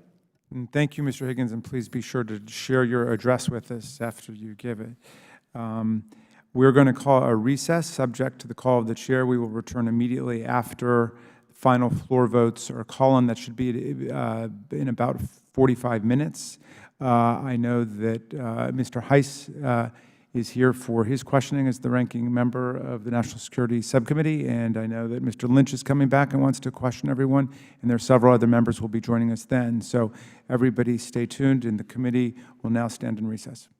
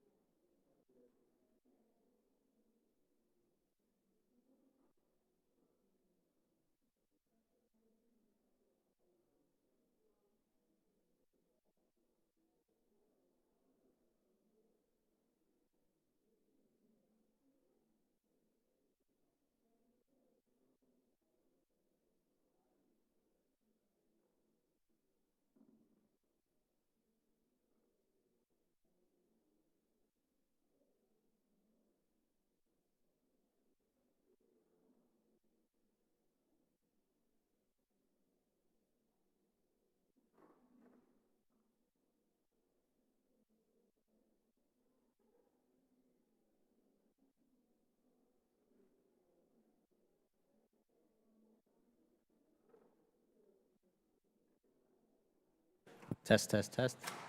Testing. Testing 1, 2, 3. Testing 1, 2. Test.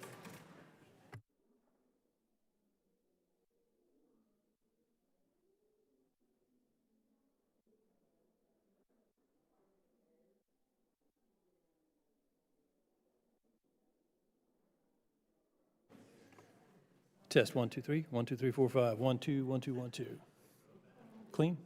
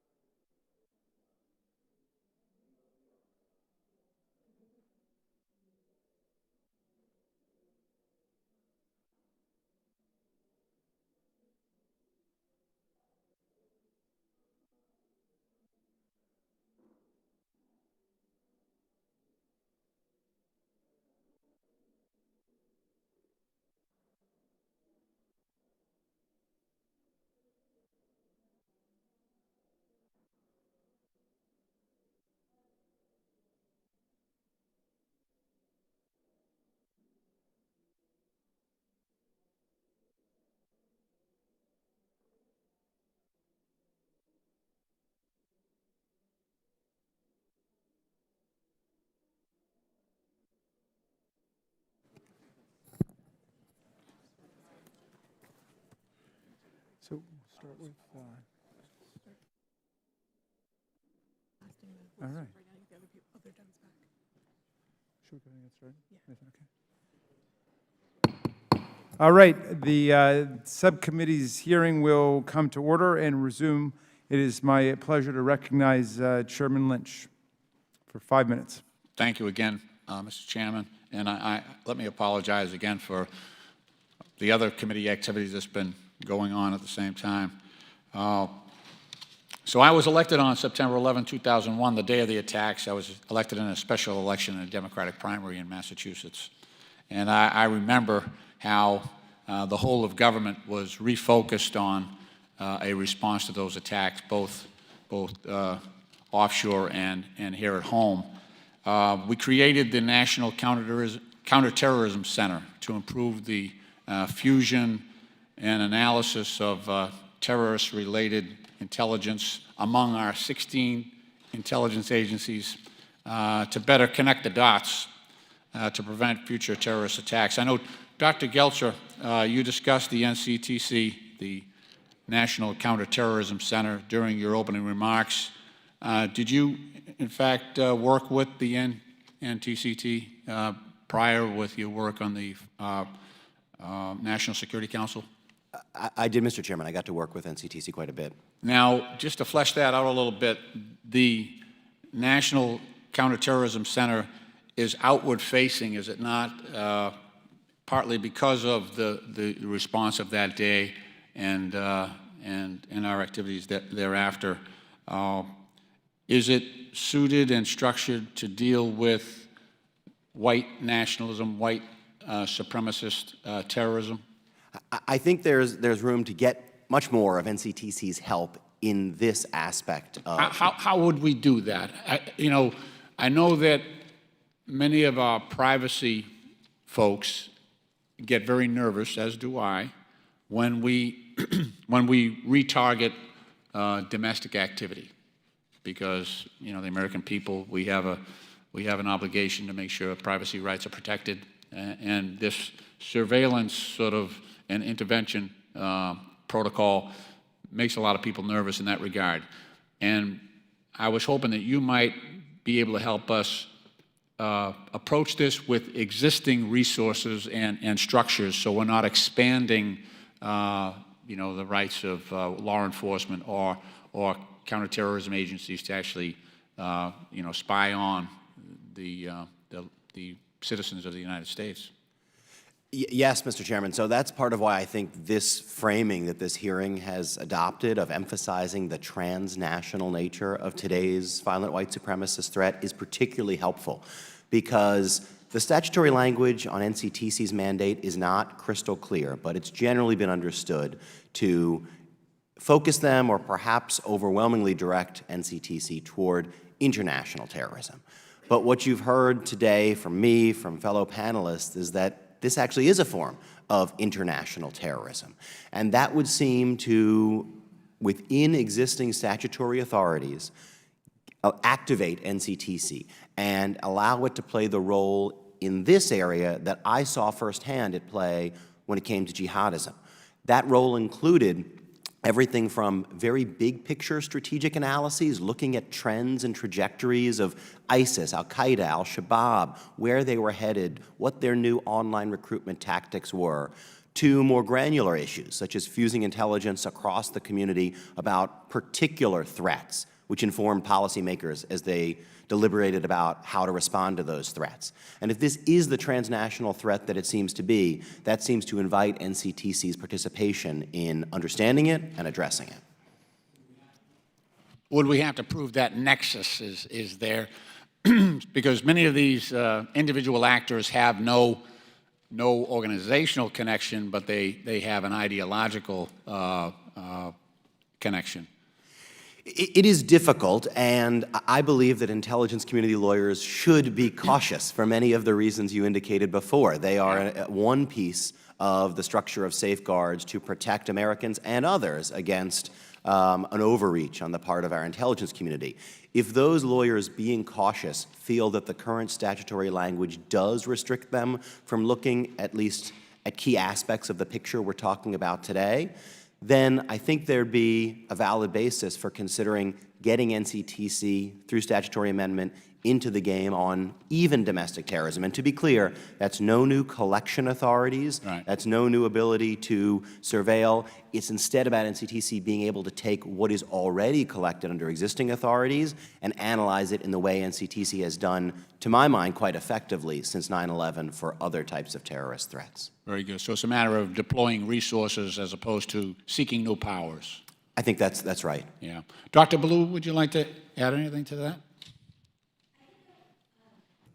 I think I would just underscore that the fact that leaderless resistance is a mode of organizing that appears not to have connections within it, it is still a mode of organizing. It's not that there is not an organizational connection between these actors, it's that we have to recalibrate and understand how it works, much like the intelligence community did around jihadism. So I think the correction that needs to happen is within our own thinking and speaking about this to recognize that as strategic. It's deliberate on the part of the movement to obfuscate what they're doing and to make it really difficult to prosecute and surveil. Yeah, we see that on 8chan. Yes. Ms. Mulligan? So what I would add to what my colleagues have already contributed is that our law enforcement, our existing law enforcement tools really aren't well situated to investigate groups. They typically are individualized crimes that are being investigated. And so the value add of bringing the authorities that NCTC has to bear on this problem, and to be clear, there's a lot that can be done within their existing statutory framework. What they can bring to bear is the group dimension, the potential links to state sponsors, and a better ability to engage with our foreign partners about the trends and dynamics and statistics that they're seeing in their own countries. I see. Is that happening now, Dr. Gelser, in terms of, the cross-pollination among local agencies? I know we have the Joint Terrorism Task Force, and that does some of that, but is that happening generally? I think we've built structures for it, but I think those structures have, since 9/11, overwhelmingly been directed towards other forms of violent extremism, in particular jihadism. And to activate that with respect to this form of the threat, obviously a threat that's growing and concerns us all, I think that's an important recalibration of our resources and our priority. Also, to pick up on Ms. Mulligan's point, in terms of NCTC's director engaging with foreign counterparts, which is a critical part of that job, those conversations, as I understand it from people who've held that role, have really been about jihadism because that's what NCTC has been focused on. If this becomes part of what NCTC analyzes and helps us all to understand, it then allows the person in that very, very important role to have meaningful conversations with foreign partners about this violent white supremacist threat. Very good. Thank you. Mr. Chairman, I notice my time has expired. I yield back. Thank you very much, Mr. Lynch. Congresswoman Eleanor Holmes Norton from the District of Columbia is recognized now for 5 minutes. Thank you very much, Mr. Chairman. I really thank you for your focus on this set of hearings as we have seen the frightening rise of white supremacy in a way we had, many of us, particularly from the Civil Rights Movement, thought we would never again see in our country. You look at the Charlottesville rally, the Proud Boys rally in Portland, and you see people openly proclaiming white supremacist ideas. So your hearing is very well placed. First, I'd like to know, perhaps Dr. Ballou can answer this question. We look at existing counterterrorism strategies and have to wonder whether they take into account the rise of white supremacy as we see white supremacy further penetrating the American consciousness of some in our country. I guess it is really Dr. Geltzer who I should direct this question to. How does the fact that white supremacy is so much more mainstream, if I can use that word, I don't want the American public to think we think that they have bought into this, but I'll use that, more mainstream, at least than Islamic jihadism. How does that change the way we think about it in national security terms? Thank you for the question, Congresswoman. I think the emergence of white supremacism, as you say, not at all as a mainstream view, but instead as something of increasing significance as a threat and a national security threat, I think that needs to get reflected in the strategies that ultimately guide resources and priorities for the counterterrorism pieces of the U.S. government. Do you see it reflected yet? Probably insufficiently, but my hope is that we're moving and that we will accelerate moving in a better direction. So going back to last year's National Strategy for Counterterrorism, there was at least explicit reference to it, and I give the administration strategy credit for including that acknowledgement. Last year's what, I'm sorry? Last year's National Strategy for Counterterrorism. Yes. Now today, as I believe the chairman mentioned earlier, today the Department of Homeland Security is anticipated to release its own strategy implementing, showing how that department in particular will implement that broader whole-of-government strategy. And my understanding is that the Department of Homeland Security will be explicit about this nature of the threat, and I think that's an important step forward to do so because 9/11 drove home, it was obvious after 9/11, the importance of acting against jihadism.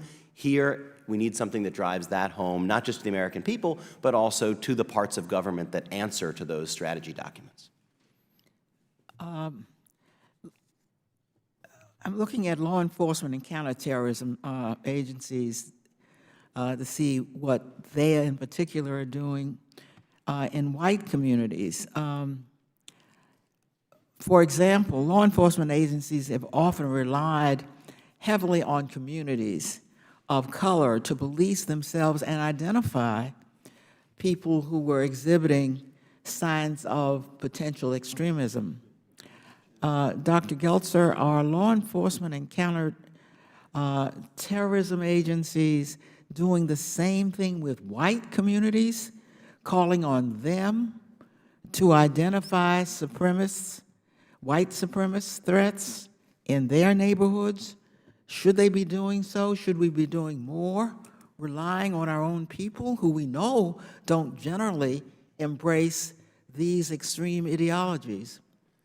My basic answer is that for whatever form of politically motivated violence, activating communities to be a source of help, a source of identifying the problem, that's important, that's critical, because as I mentioned earlier, it's often someone in the community who sees at least some change. It's not obvious to them necessarily that the change is one pointing toward terrorism or some other form of violence, but they see some change in the sort of individuals whom we would probably describe here as going down a path of radicalization, potentially toward violent extremism.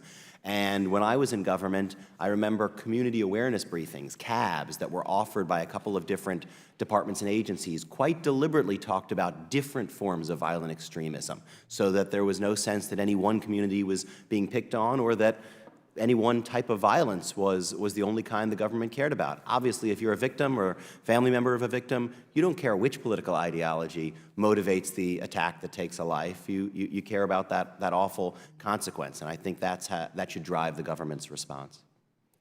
Thank you very much, Mr. Chairman. Directing our national security efforts toward white extremism of this kind before it gets completely out of hand is very important. That's why this hearing is so important to us. Thank you very much, Representative Norton. I turn now to Mr. Welch from Vermont for 5 minutes.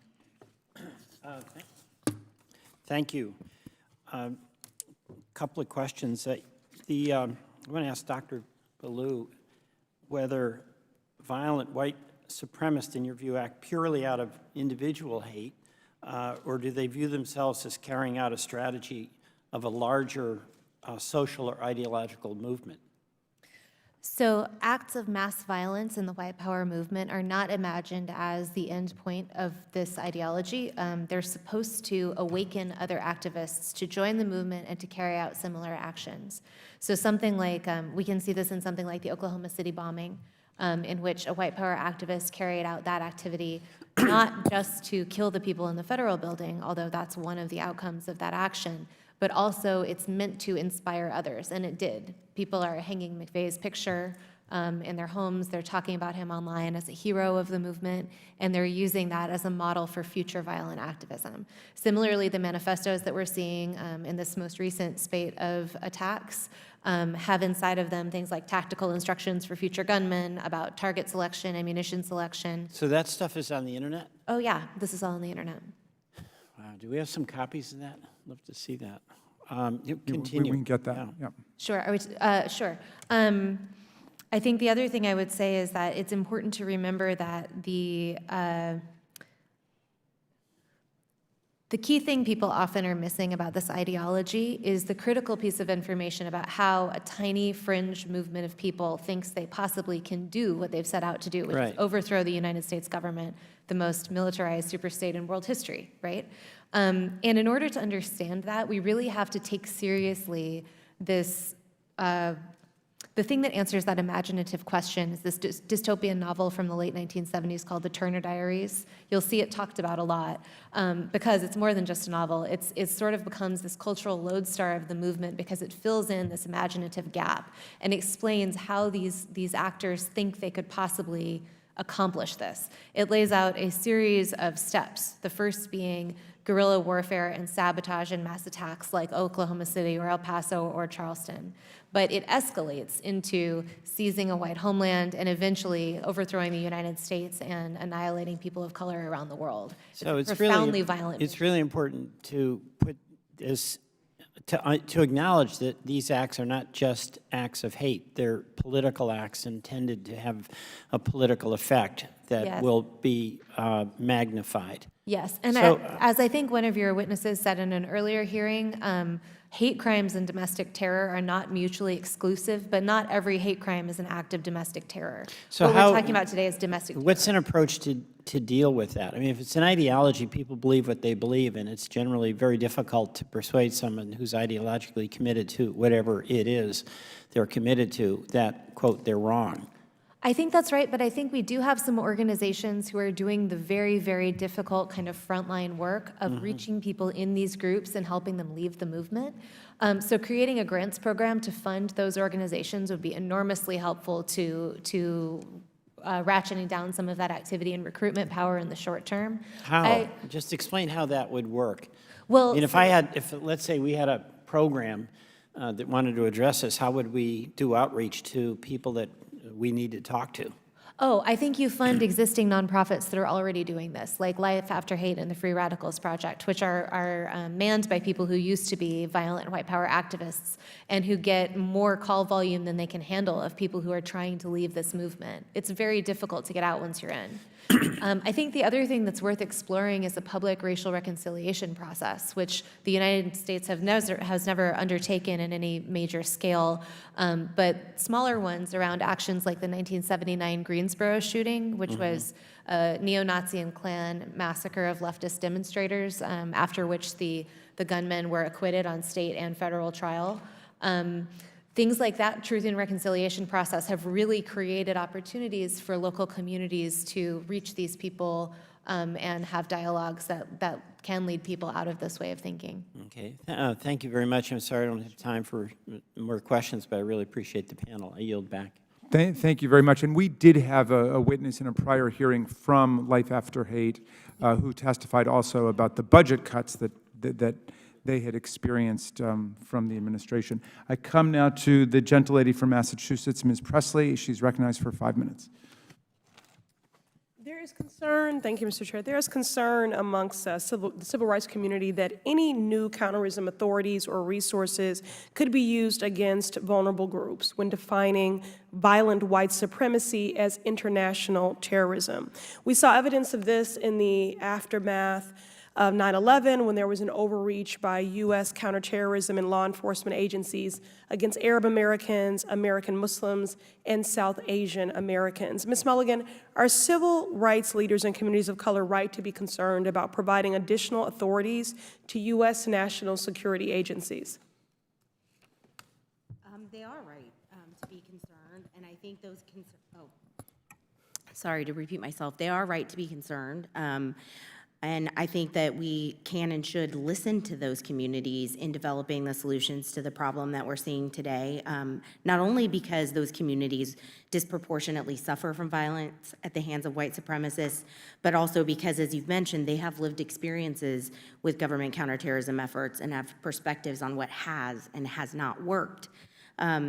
One of the reasons that in my testimony today I don't call for an expansion of authorities is for the reasons that you suggest. But the other reason is because there's quite a lot that we can do within the existing national security framework and set of authorities to improve our response to this problem.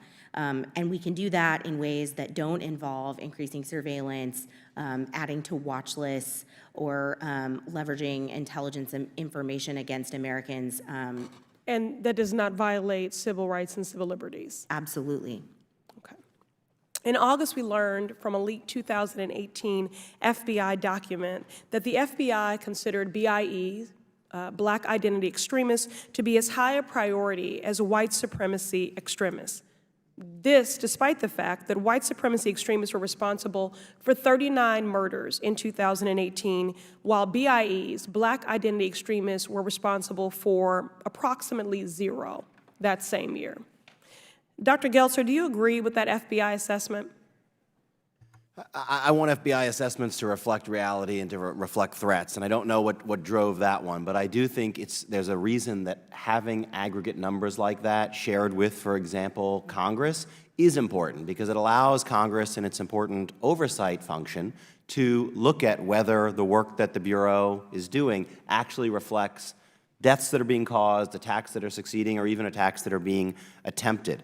That strikes me as not intruding on the prerogative of law enforcement to, in any particular investigation, do their job, but it does allow folks who sit in this body to check in the aggregate whether resources are being appropriately allocated. And it seems, in fact, that those numbers have caused questions to be asked, like the one you're asking today. So that strikes me as important in facilitating oversight that law enforcement at that level needs. And so further expounding upon that, Ms. Mulligan, given that the FBI's priorities, and again, because of that aggregate data, are proven to be sort of seriously askew in alignment with what the actual threat is, what should Congress do to ensure that other counterterrorism agencies do not similarly and unjustly target minority communities? Well, I think first and foremost, the strategies that are being developed, like the one that we're told is coming out today from the Department of Homeland Security, needs to identify violent white supremacy as the current serious domestic threat that it is. Part of what I think that Congress should also do is call on the Director of National Intelligence to increase the priority of violent white supremacists as a threat in the National Intelligence Priorities Framework. I think in the end, what we're going to have to do is get better data to better document what is happening, to stop undercounting the extent to which these crimes are being committed. And to do that, I think the FBI is going to have to get better than it currently is at enforcing its own regulations about how these things are counted. All right, very good. And then, you know, for those that, for protesters, so for example, after the J20 protests during Trump's inauguration, more than 200 people were arrested, even though the vast majority of those charges were dropped due to a lack of evidence. The civil rights community is also concerned about other progressive groups being the target of law enforcement overreach. So Dr. Geltzer, what protections can we put in place to make sure that efforts to counter white supremacist terrorists are directed at the right groups and are not unjustly expanded? It's a critical question you ask, and it applies regardless of what authorities, of course, law enforcement might be invoking, whether it's existing terrorism laws, new terrorism laws, hate crime statute, whatever the statute. I don't want to see, and I don't think colleagues I used to work with at the Justice Department want to see that abused or exploited to intrude on political advocacy that's protected. I think that's where you have internal checks within these entities, not only guidelines in place like the DIOG that guides the FBI's work, but you have internal actors like inspectors general. You then have the role of Congress, again, at the aggregate level, not in particular investigations, but at the aggregate level, providing a check. And there might be a role for entities like the Privacy and Civil Liberties Oversight Board, an independent agency within the executive branch, to look at use of counterterrorism authorities to provide additional check and oversight. The gentlelady's Thank time has you. expired. Thank you, Mr. Chair. Thank you very much. And the gentleman from Ohio, Mr. Jordan, is recognized for 5 minutes. Thank you, Mr. Chairman. I just wanted to thank our witnesses for being here today, especially Ms. Owens for coming. I apologize I couldn't be here for some of the earlier parts of the hearing. I had an amendment on the floor that we were managing. But I did walk in a few minutes ago, and Mr. Meadows and I were visiting in the back room, and noticed that Ms. Owens, you hadn't spoke for a while. So if there's something you'd like to add to the discussion over the last few minutes, I'd be happy to yield my 4 minutes to you and let you comment. But thank you again for your outstanding testimony, for being here as our witness today. Thank you for that. I appreciate that. I was just commenting backstage, back behind the chambers, that it is quite ironic that I'm the only Black American that's sitting here, and yet the people that called this hearing haven't asked me a single question about my experience. I think that probably points to what I say the larger issue is that Democrats come up with the problems, they come up with the solutions, and Black Americans are basically used as props for them to get out their narrative and to ultimately control our vote using fear tactics.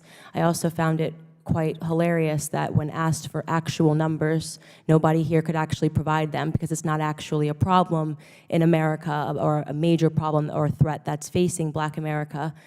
This is, again, just election rhetoric. This is, again, just an attempt to assault an administration that is doing all that they can to help Black America in every single regard, whether it's criminal justice reform, whether it's talking about real issues like school choice, which should be implemented to conquer some of these illiteracy rates that is actually harming the Black community. And I think it's unfortunate that we have this many hearings on something that is so small in America, and we aren't having real hearings. I actually don't think the Democrats have completed a single day of real work since Donald J. Trump went into office. This has just been about attacking his administration day in and day out with things that do not matter. I am hopeful that we will come to a point where we actually have hearings about things that matter in America, things that are a threat to America, like illegal immigration, which is a threat to Black America, like socialism, which is a threat to every single American. And I hope that we see that day. It's definitely not going to be today. Fortunately, we have Republicans that are fighting every single day, day in and day out. And I will wrap this up by saying what I said at the beginning of my testimony, which is that for all of the Democrat colleagues that are hoping that this is going to work and that we're going to have a fearful Black America at the polls, if you're paying attention to the stuff that I'm paying attention to, the conversation is cracking. People are getting tired of this rhetoric. We're being tired that we are being told by you guys to hate people based on the color of their skin or to be fearful. We want results. We want policies. We are tired of rhetoric. And the numbers show that white supremacy and white nationalism is not a problem that is harming Black America. Let's start talking about putting fathers back in the home.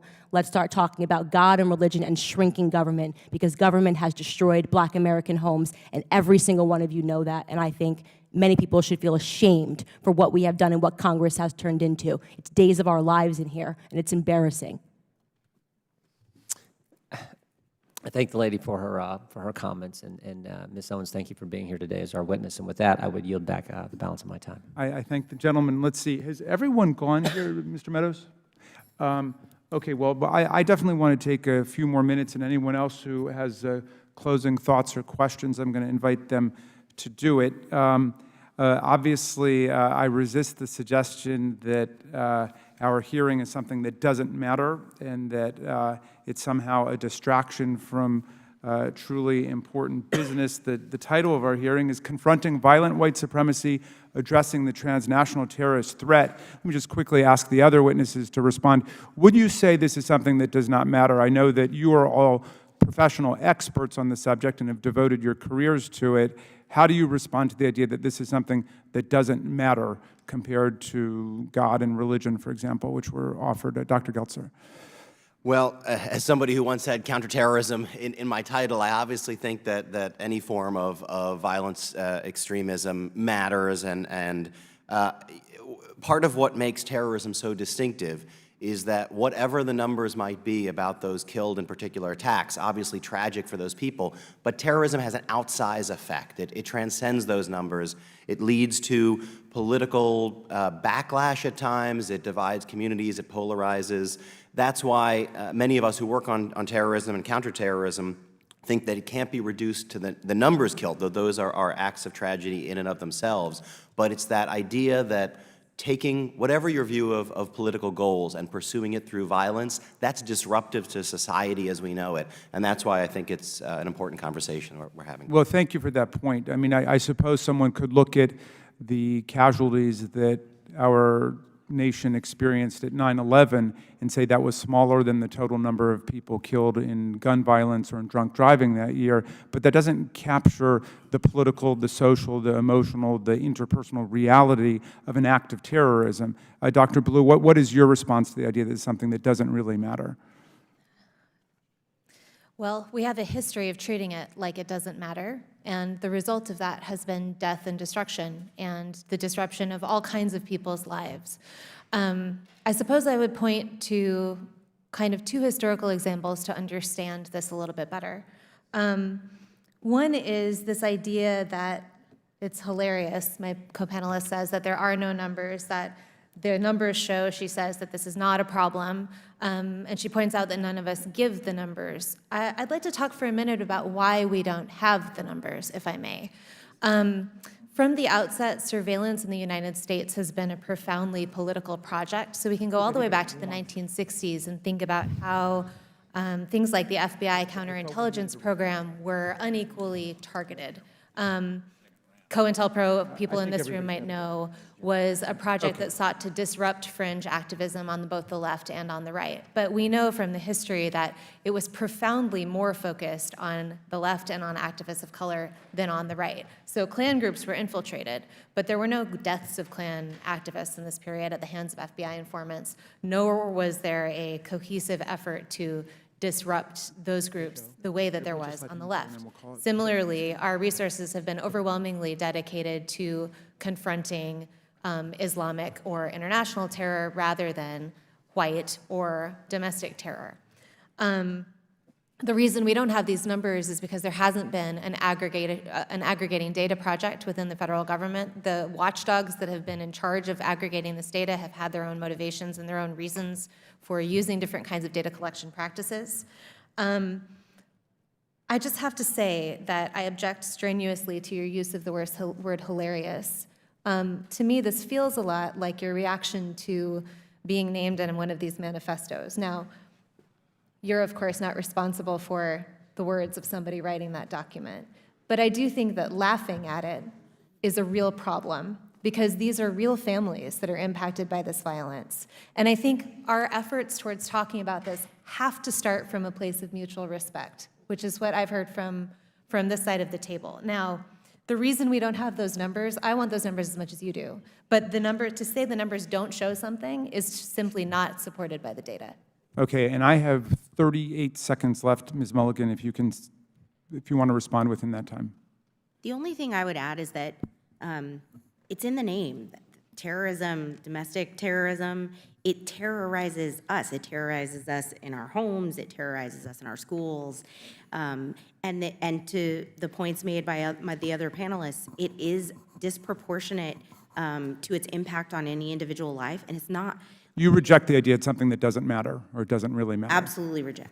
Okay. All right, so here's where we are. Every member now has had 5 minutes and... I'll go ahead and claim my 5 minutes. Okay, and Mr. Clay, so we have 2 members who have not. So I'm going to go to the 2 members who have not yet. And And we'll give an opportunity for a closing thought to any member who wants before we go. Am I next to respond, or is Mr. Meadows? I thought Mr. Meadows was Mr. next. Meadows, okay. Mr. Meadows is next, then Mr. Clay, then to you, Mr. Jordan. Ms. Owens, obviously this is a gang up on you. You know, we're giving these witnesses the ability to do a rebuttal on you, and so you know, I find it unfair, Ms. Ballou. I mean, you know, candidly, for you to show mutual respect and then you to go after Ms. Owens, it's not appropriate. So, Ms. Owens, you can have 4 minutes and 34 seconds to respond. However, yield for a second. I'll yield to. Thank you. I believe, Ms. Owens, when you used the word hilarious, it was referencing the fact that no one had asked you a question. It wasn't to the subject matter of the hearing. Is that right? That is correct. And to have another witness insinuate something that is not accurate is just not appropriate, Mr. Chairman, for how witnesses are supposed to behave in front of this committee. I also think you didn't say it doesn't matter about the subject matter of today's hearing. You said there are other subjects that matter as well, and maybe we should spend some time on those. Is that accurate? That is correct, and they matter much, much, much, much more, and I have said that. I said that in my opening, and I will say it again. You know that white supremacy and white nationalism ranks nowhere near the top of the issues that are facing Black America. And the reason that you are bringing them up in this room is because it is attempt to make the election all about race, as the Democrats Not in do. my case, Ms. Please Owens. don't I'm cut me sorry. off. Please do not characterize my motive. Mr. Chairman, it's my time. Yeah, it's my time. You've got your time, Mr. Meadows. I'll give you 3 more seconds.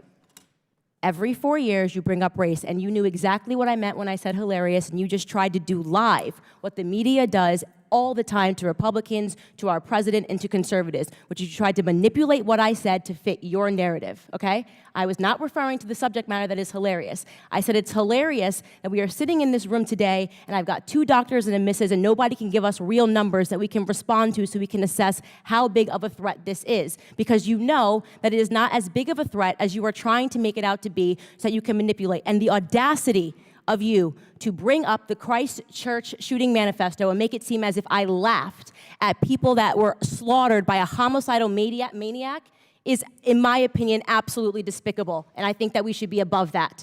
To try to assign reality or any meaning to a homicidal maniac writing a manifesto, which, by the way, let the record show, also stated Spyro the Dragon, the child's cartoon, as a source of inspiration. He also cited Nelson Mandela as a source of information. I don't think that Nelson Mandela has inspired mosque shootings. You can correct me if you think I'm wrong.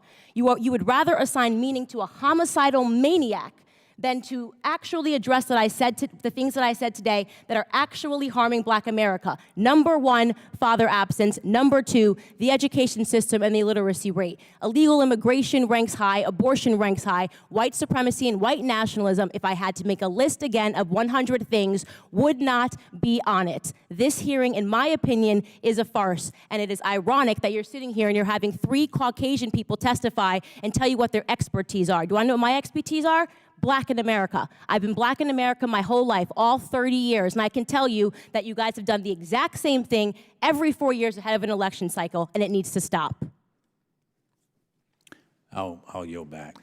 Thank you, Mr. Meadows. And now we go to Mr. Clay for 5 minutes. Thank you, Mr. Chairman. And I have no questions for Ms. Owens, but I will ask the other witnesses who may be able to shed some light on this. 2 months after the terrorist attack in Christchurch, which was live streamed on Facebook for a full 17 minutes, New Zealand Prime Minister Jacinda Ardern and French President Emmanuel Macron brought together heads of state and leaders from the private sector to adopt the Christchurch Call. The Christchurch Call is a commitment by governments and technology companies to eliminate terrorist and violent extremist content online.